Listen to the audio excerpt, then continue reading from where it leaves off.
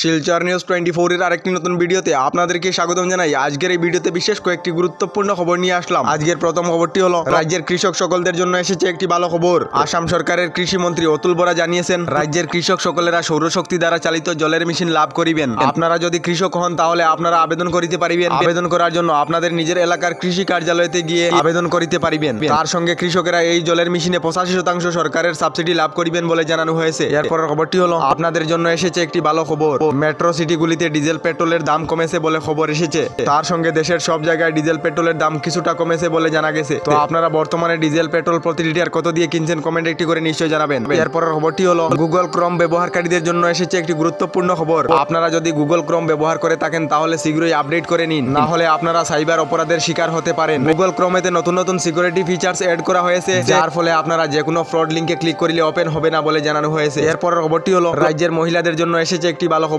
যে সকল মহিলারা এখনো পর্যন্ত অরুণোদয় আঁচনি লাভ করেননি তাদেরকে খুবই শীঘ্রই অরুণোদয় আঁচনির লিস্টে অন্তর্ভুক্ত করা হবে বলে খবর এসেছে। তার সঙ্গে প্রতি মাসের মতো এই মাসের 10 তারিখে অর্থাৎ গতকাল অরুণোদয় হিতাধিকারীর ব্যাংক অ্যাকাউন্টে 1250 টাকা করে রাজ্য সরকারের তরফ থেকে দেওয়া হয়েছে। এরপরের খবরটি হলো করিমগঞ্জে এইচএসএলসি এবং এইচএস পরীক্ষার জন্য 144-এর অধীনে জারি করা হয়েছে নিষেধাজ্ঞা। বাজানো যাবে না লাউড স্পিকার। করিমগঞ্জে মাধ্যমিক এবং উচ্চ মাধ্যমিক পরীক্ষা শান্তিশিষ্টভাবে হওয়ার জন্য জারি করা হয়েছে কিছু নিষেধাজ্ঞা।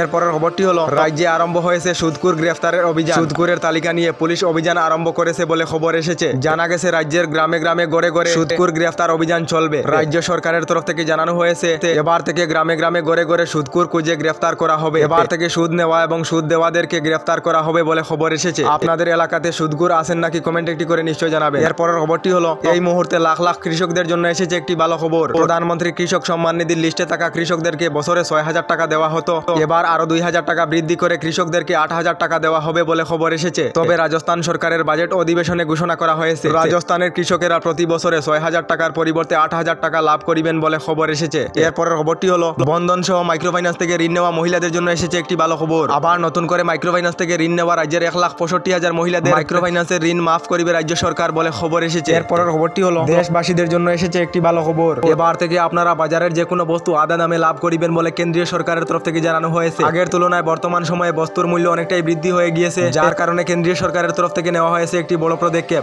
যার ফলে আপনারা চাল ডাল তেল সহ অন্যান্য বস্তু আগের তুলনায় অনেকটাই কম মূল্যে লাভ করিবেন বলে জানানো হয়েছে। আপনারা কেন্দ্রীয় সরকারের ভারত ব্র্যান্ডের চাল ডাল আটা তেল আরো বিভিন্ন বস্তু অনেকটাই কম মূল্যে লাভ করিবেন। তবে কিভাবে ক্রয় করিবেন এখনো কিছু জানানো হয়নি। হয়তো রেশন দোকানের মাধ্যমে আপনারা ক্রয় করিতে পারিবেন এবং অনলাইনের মাধ্যমে আপনারা ভারত ব্র্যান্ডের সামগ্রী কিনতে পারিবেন।